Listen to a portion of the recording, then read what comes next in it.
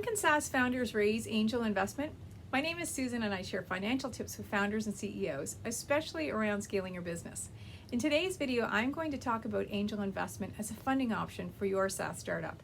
I'll help you understand when you can fundraise from angels and what to do before you fundraise. For those very new to SaaS, an angel investor is a high net worth individual who invests in startups typically in exchange for equity in the company. In other words, they invest their own personal money in a number of companies with the intention of generating a healthy financial return from that overall portfolio. If you are wondering, when do angel investors actually write these checks? Well, because this is honestly a personal transaction, it's not as prescribed as, say, securing a bank loan. But regardless, I think it could be summed up with 4 criteria. Angel investors write checks, number 1, when they hear a compelling idea. You have to grab their imagination and interest. So domain expertise can be really relevant. Seek out angels that are likely to get it.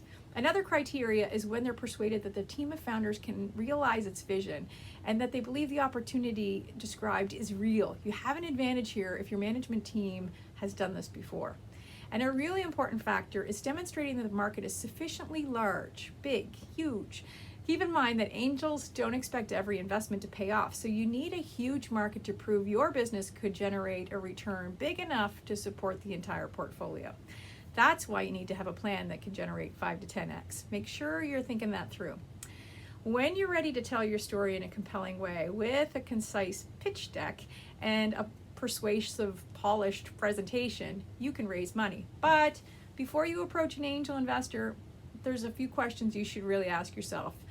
Number 1, are your finances in order? The biggest reason deals don't close is because the founder wasn't able to satisfy due diligence requirements fast enough to uphold the trust of the investor. You need your books in order and ready for review.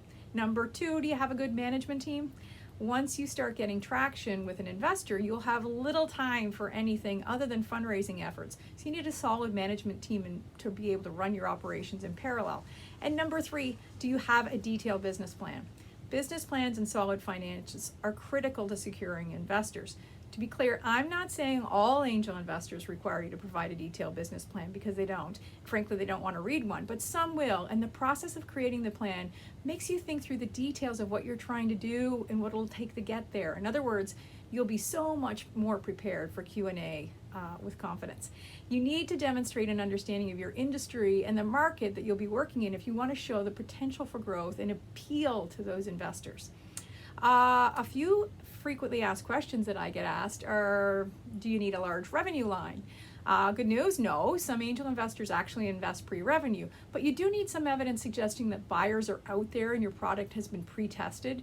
You should want this investment to expand your operations and fund marketing. So you should already have successful sales or pre-sales and be proving that customers are standing by ready to buy. In other words, angel investors are usually looking for commercialization stage opportunities, not concept stage opportunities.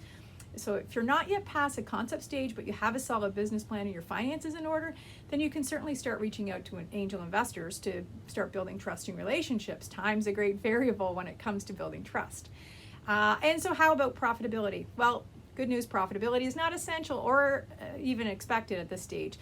But you do need to be able to show that you're likely to become profitable. And in general, investors want to know that you're going to be profitable within 12 to 18 months.